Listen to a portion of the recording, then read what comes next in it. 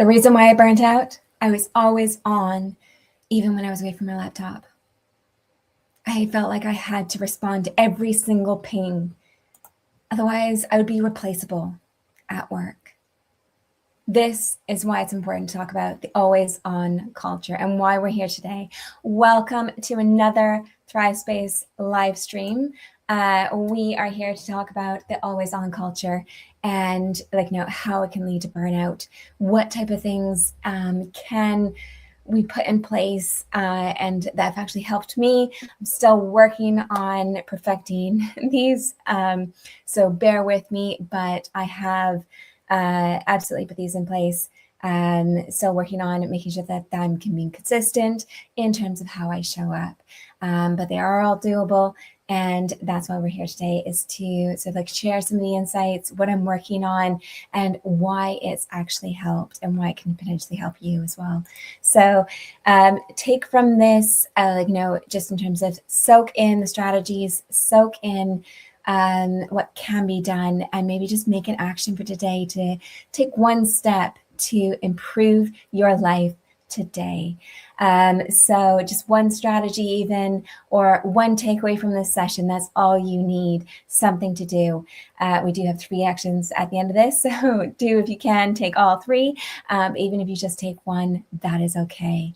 So can I share a story with you?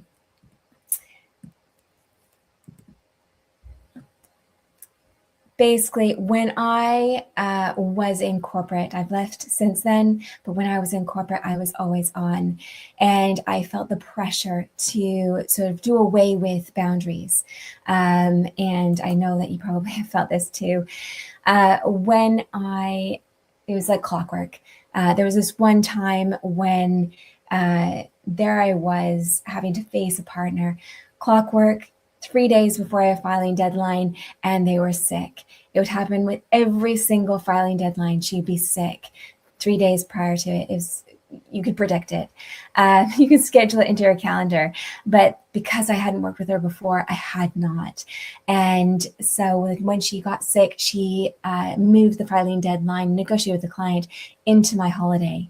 And she was upset when I didn't move my holiday plans. I didn't cancel my plans in order to actually deal with the filing. And I had already booked my flight to Venice. But what I did do is say, look, I can do what I can on the plane. And then when I get to the hotel room in terms of for the filing deadline. And that's exactly what I did. I worked on my holiday. And when I came back, she was still upset because that wasn't good enough. She wanted me at that desk outside her office, at her beckoning call. So even though I pushed my boundaries, I worked on my holiday, I took my laptop to Venice, that was not enough. And when the head of the department expected me to continue with that project after the individual I was covering for return from mat leave, I said no. Even pushing boundaries, nothing was good enough. Have you ever felt this way? When you push your boundaries and still you just receive criticism rather than a thank you for working on your holiday. Can you relate? The corporate world is the corporate world has you acting like a 24/7 emergency hotline. At least it did for me. So how have I rebelled against the corporate always on culture without hurting my career? Is there a way? And there certainly is. This is what I wish I had done.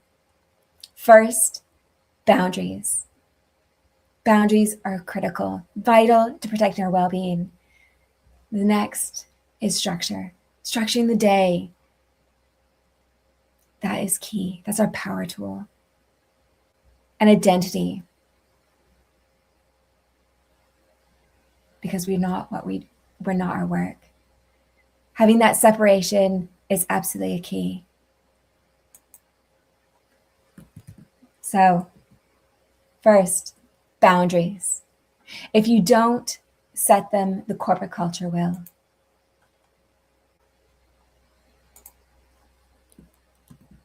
So what are boundaries? These are time and workload boundaries, as well as emotional boundaries. But first and foremost, those time and workload boundaries. So what can you do? I have used things like negotiating the time.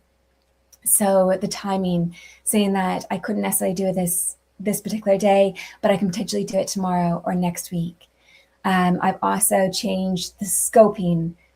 So, if you want to meet that deadline, we can, we will need to pull back on a few of these items in order to actually meet that deadline. So, changing the scope, providing alternatives. That's how we can deal with time and workload boundaries. Also, structuring your day. So, treating your well being activities as meetings, they're just as important because if we don't look after ourselves, we cannot deliver for others. And that is something that I learned the hard way. So I pushed my boundaries, and to the extent that I lost my short-term memory. And that then meant I was less productive at work. So truly, absolutely, if we don't protect our boundaries, it's going to then impact our way that we can perform. So that overall reduces the number of hours that we're working, or feeling that we're having to work. And that is then managing the load, reducing the actual number of work hours, because that is the first and foremost important thing that we have to do. So the key thing is that your time is a finite resource. And so make sure that you're acting like it's gold. So not everyone deserves it. And so I used to basically volunteer my time because I was doing the extra work and not getting paid for it. I was doing overtime beyond what I was getting paid for. And to what avail, right? So you're not being difficult, you're being intentional. Intentional with your time, intentional with your energy. And that's why boundaries are important.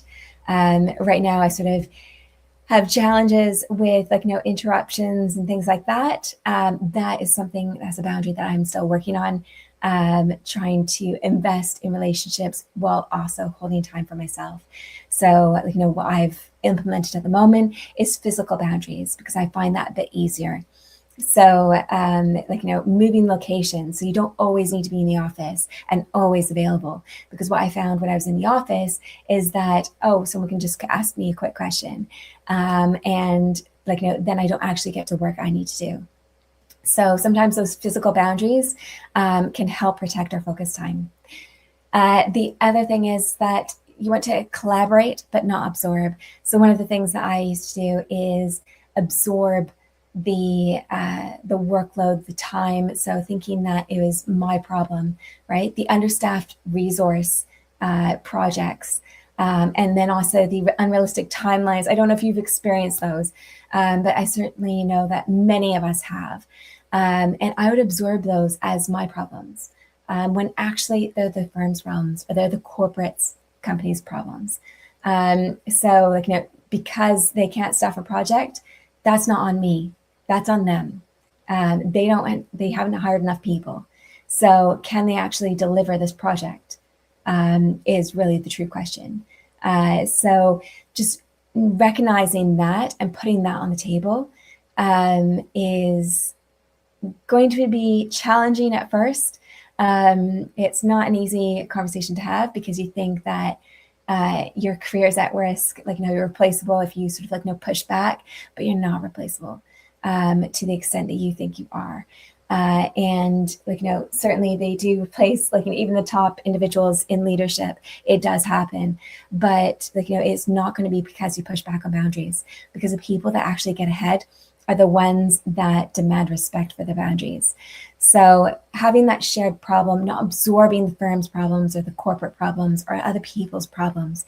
If the manager didn't staff the project properly because they didn't manage and do their job, that is not your problem to absorb.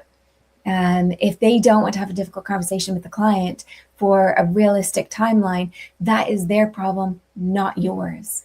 So recognizing that, putting the problem on the table, and having that separation is important. Now, in order to maintain the relationship, because that's always key, corporate is all about relationships. It is about communicating. the boundaries, effectively. And so I was using the AAA approach. And what is the AAA approach? It is acknowledging. So you have to acknowledge that the task, the project, it does have importance.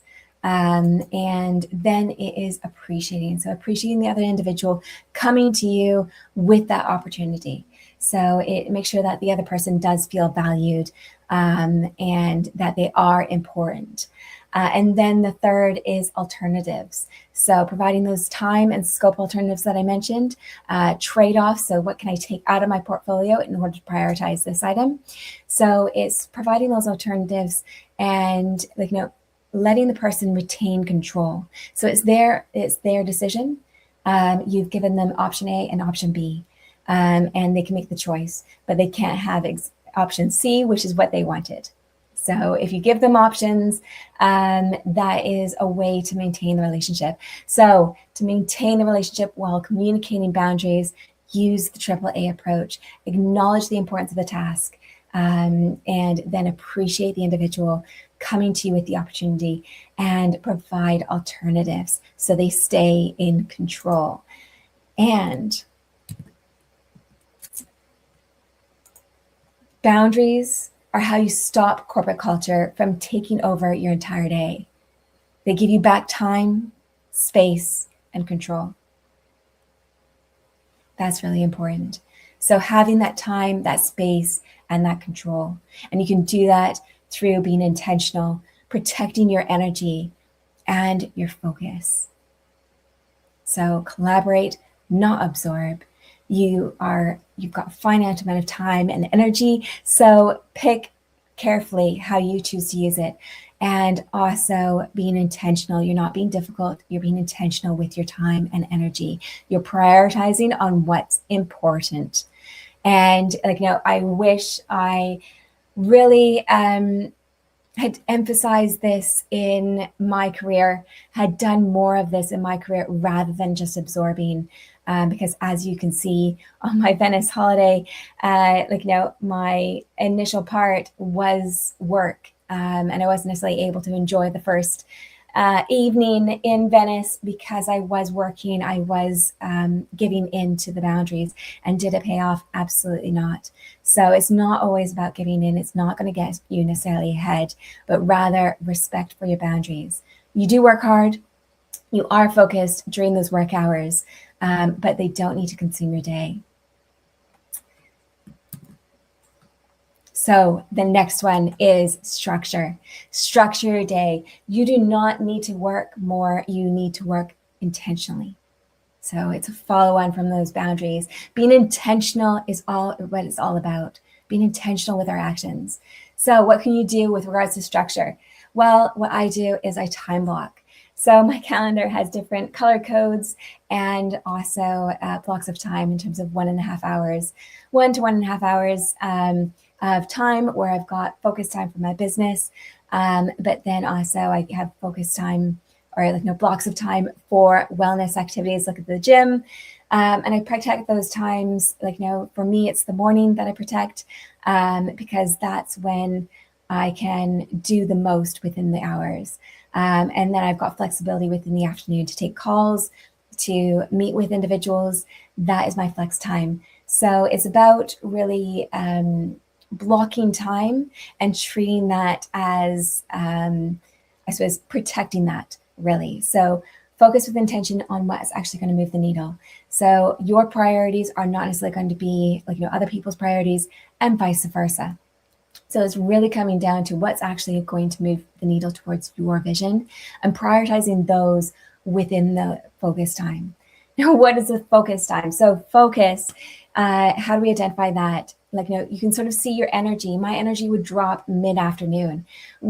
After lunch, about 2 p.m., my energy would drop. So, what's with all of this? Find your focus time as to, you might be a night owl and you do the best work at night, or you might be the morning person, the early bird, and need to block of time, 2 hours of time in order to actually get through your deep focus work. So find out what time of day where your focus is best, where your energy is best, and because that is your deep focus time.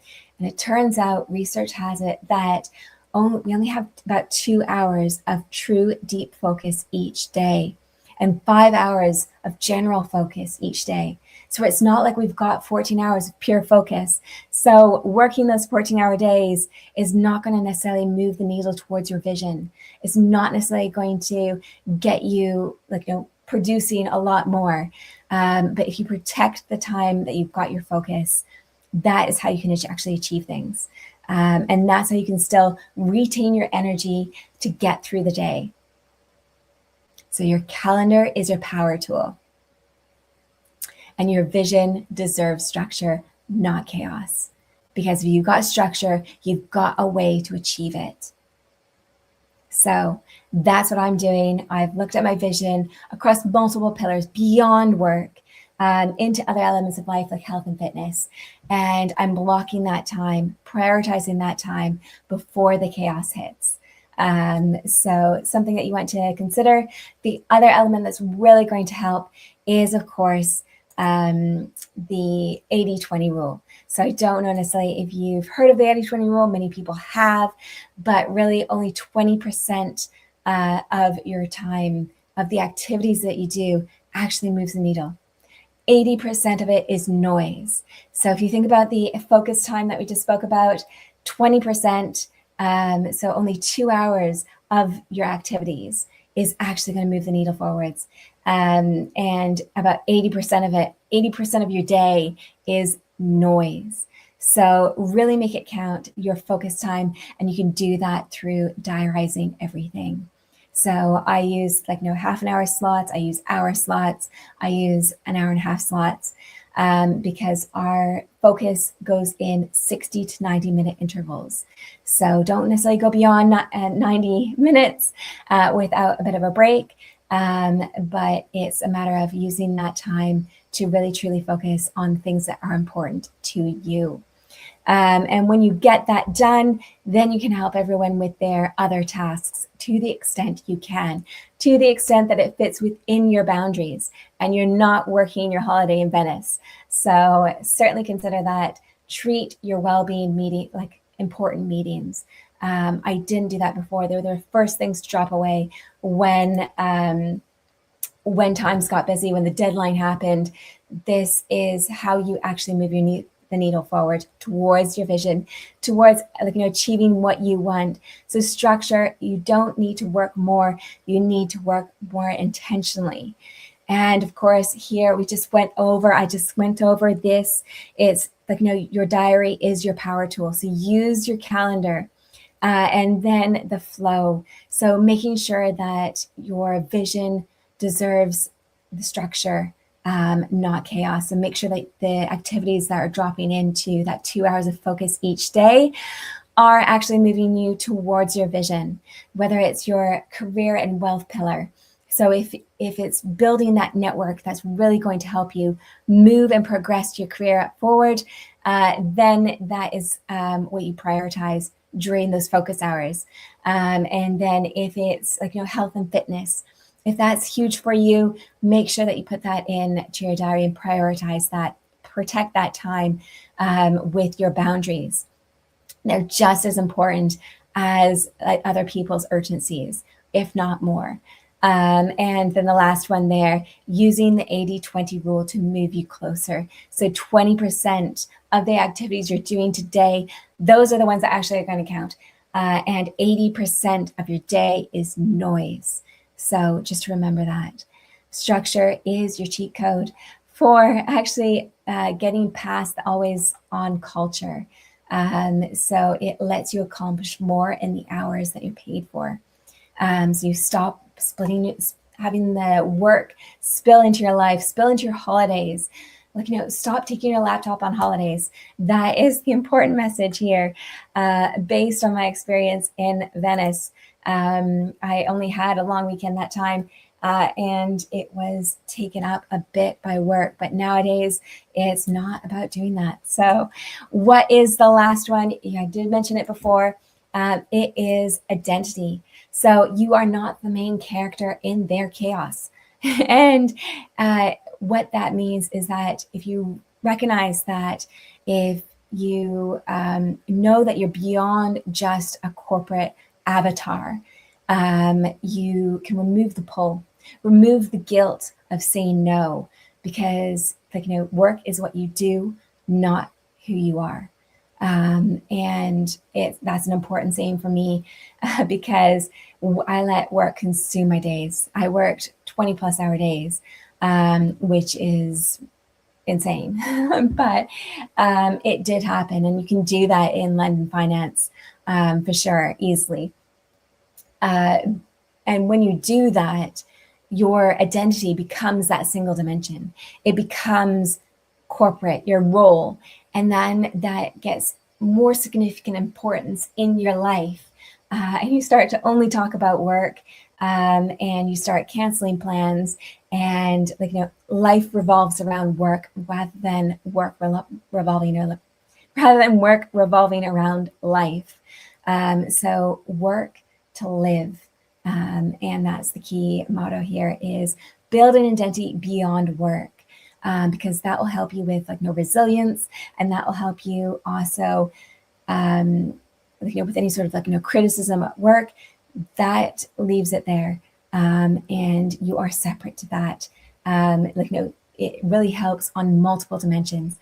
So you can do this by basing your identity on skills and knowledge that extend beyond work.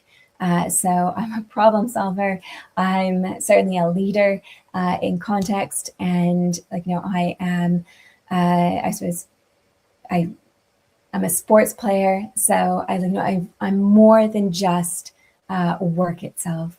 And I'm a community contributor, trying to help this community, or am committed to helping this community with things that they need help with. So certainly extend your life beyond work, and recognize that. Not absorbing the problems of others or the others' urgencies, because you know that this is just one element of life, and it's not all of your elements of life. And if you got that communication for boundaries, if you do that AAA approach, you can absolutely communicate it in a way without losing relationship, without it damaging your career. So that's how you create the work-life balance. So know who you are, build an identity beyond the deliverables. And I can do this by reminding myself that understaffing and unrealistic timelines, they are the firm's problems, not mine. People who rise aren't always the ones that are doing the most. They're the ones that are doing the right things. So identity is the fact that you are not the main character in their chaos.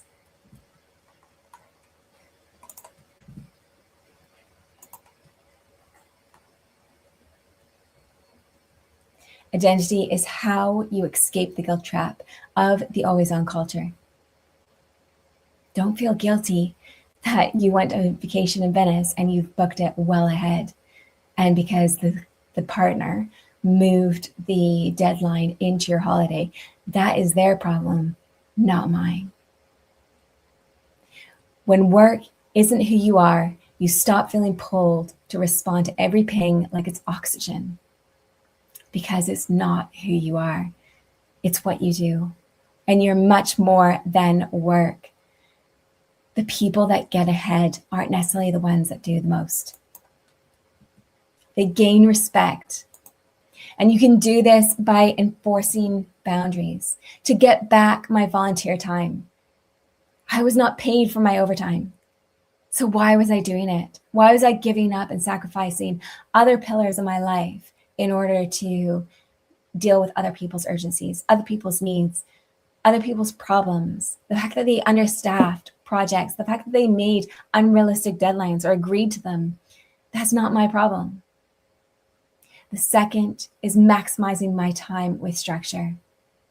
So I don't know if you've had a day where you intended to do actions, but then you never actually put them in place because you didn't actually know, went with the flow that day and didn't actually set time aside to actually do those actions or your to-do list. So you can get through an entire day and cross nothing off your to-do list. I've certainly had those days. Have you? And the last one there is remove the guilt by knowing who I am. That's so important. And building an identity beyond work. Because people can easily, with their communication, with their style, especially when they're your boss, they can make you feel guilty for saying no. And we've just went over ways in which you can say no without it wrecking the relationship, without it ruining your career, because that was certainly a fear for me. I don't know if that's for you, but can you relate? For more ways to relieve the always on pressure culture, we've got our Clarity Under Pressure series. So to move from just surviving the workday to truly thriving, we've got Clarity Under Pressure. And Clarity Under Pressure will improve your communication, your boundaries, and your confidence in expressing your own needs. And for this, it's certainly one that, in terms of the learnings that I've had through my burnout recovery and then also growth journey, I'm sharing these with you through this program. Through this course, there's absolutely 5 modules. The first one being communication influence. Like I said, with the boundaries communication, how you frame the message is crucial to changing that no to a yes, to changing that criticism to acknowledgement, recognition, and praise. So, that you can do that. You can influence the room without authority. You don't need a title. So partners would come to me for advice from a technical standpoint because I knew my stuff. That's how you can create influence within the room, because you've got that confidence. This module builds that confidence for you. So it gives you the strategies to use and ways in which you can sort of be proactive in your communication to protect your boundaries while not taking on all of the pressure and weight of other people's urgencies and unrealistic expectations of you. So the next module is emotional intelligence. This is crucial to actually being able to influence. So 1 and 2 actually go together, because if you aren't necessarily aware of your emotions, if you're not necessarily able to influence the room, other people's emotions, because decisions are emotional. Whether you like to admit it or not, decisions that we make are often emotional, driven by emotions. You can do this by checking, what type of decision would I make if I'm sad? Typically, it's safe, it's familiar. You just want to sort of withdraw and go to safety and the familiar. And then if you're angry, you want change. You want action. So understand that emotions drive decisions, and this is what this module does. It helps you influence the room. It helps you understand the emotions that are at play within the room, and helps you create that influence. And then the third one there, we touched on it briefly today, is identity and resilience. So if you build your identity beyond work, and we show how in this, but there's also strategies for resilience, that rapid recovery. How do you bounce back? How do you create that grounded presence? How do you create that confidence in the room when you're the most junior person in the room? This module's for you. And then it goes into focus with intention. So once again, we touched upon it today with regards to focus. And focus is such a key thing. It's a competitive advantage these days because everyone's distracted with pings on their phone, with emails, with people coming to their desk. There's so many distractions. This is your competitive advantage. And then the fifth one, of course, is also decision-making with uncertainty. So there's so much uncertainty in this world. And it is important that we know how to make decisions with very little information. Because often in the corporate space, I had to make decisions with less than 50% of the information. And yes, there is risk, but with risk comes reward. So take those risks, take those steps, but you can do it with this type of structure. So certainly check that out. If decision making, you get caught with it being sort of like paralyzed, worrying about like what is actually the right next step to take. If that is you, this module is for you. So certainly do that, and check out our Corporate Under Pressure series. It is, there's a discount at the moment. It's a short-lived discount. It does end this week. So to take advantage of it this week, where do you want to be a year from now?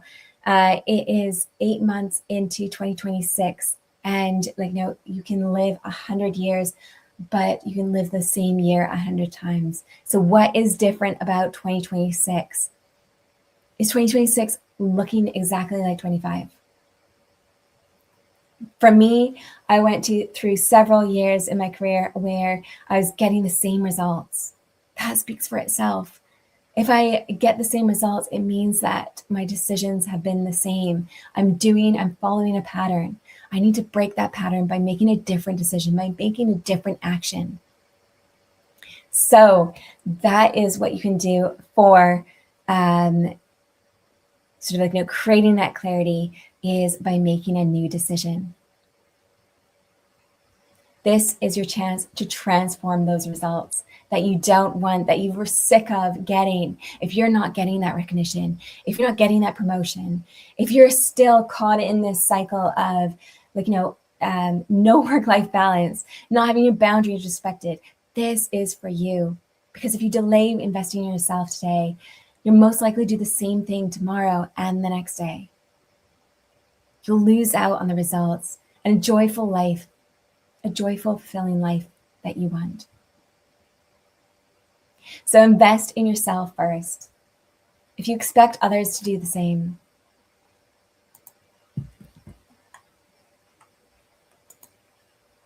by far the best investment you can make is in yourself.